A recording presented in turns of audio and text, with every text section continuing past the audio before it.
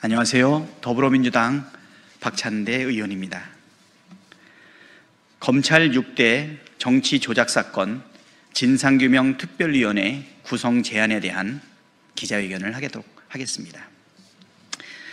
검찰개혁은 제도를 고치는 데서 출발했지만 그 목적은 진실을 바로 세우는 데 있습니다.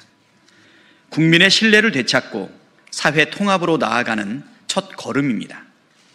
그래서 저는 오늘 검찰 6대 정치 조작 사건 진상규명 특위 구성을 적극 제안합니다. 존경하는 국민 여러분, 검찰청은 사라졌지만 검찰 조작은 여전히 남아 있습니다. 70년 동안 수사와 기소를 독점하며 권력의 심장부로 군림해온 검찰은 권력을 위해 증거를 왜곡하고 정적을 향해 허위 공소를 남발했습니다. 검찰청은 해체됐지만 책임자에 대한 단죄는 단 한 번도 이루어지지 않았습니다. 피해자들의 명예 또한 여전히 회복되지 않았습니다. 그 결과 국민은 정의를 잃었고 민주주의의 신뢰가 무너졌습니다. 검찰이 만든 왜곡의 상처는 몇몇 피해자의 일이 아니라 국민 모두의 상처, 우리 역사에 치유되지 않는 종양입니다. 진실이 밝혀지지 않은 개혁은 반쪽짜리 개혁입니다. 검찰에 의한 정치 조작 사건의 진상 규명 없이는 진정한 검찰 개혁이라 할 수 없습니다. 이재명 정부는 검찰 정치 조작의 진실을 국가의 이름으로 바로 세워야 합니다. 한명숙 전 총리 모해 위증 교사 사건, 검찰은 재소자에게 거짓을 강요하며 정의를 짓밟았습니다. 김학의 전 차관 성접대 사건, 명백한 영상이 있었지만 권력자라는 이유로 무혐의로 덮였습니다. 강원도 알펜시아 비리 조작 사건, 이재명 대통령을 겨냥한 정치 기소로 변질됐습니다. 대장동 조작 사건, 허위 공소장과 왜곡된 녹취록으로 국민을 속였습니다. 쌍방울 대북 송금 조작 사건, 증거 없는 진술 하나로 사람을 엮었습니다.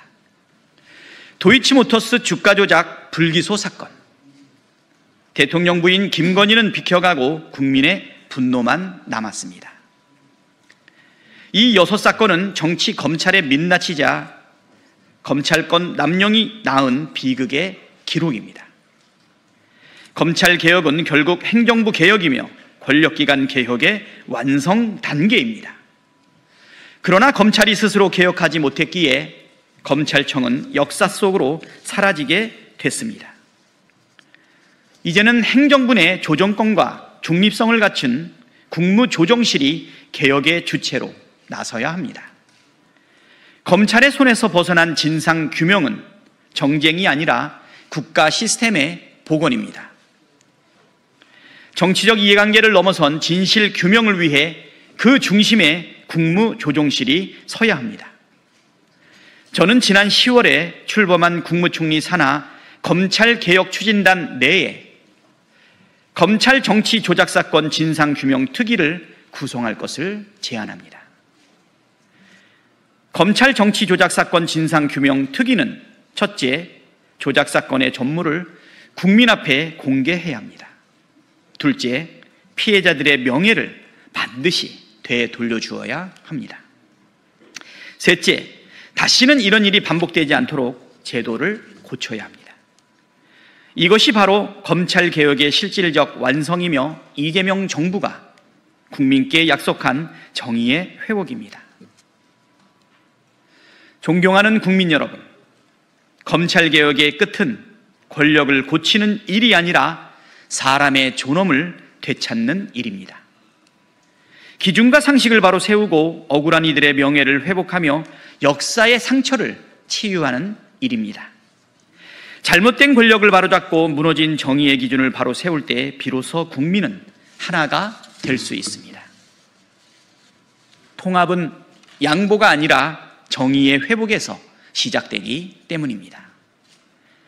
검찰이 왜곡한 진실을 국가의 책임으로 바로 세우는 것, 그것이 이재명 정부가 완성해야 할 진짜 검찰 개혁이자 국민 통합의 길입니다.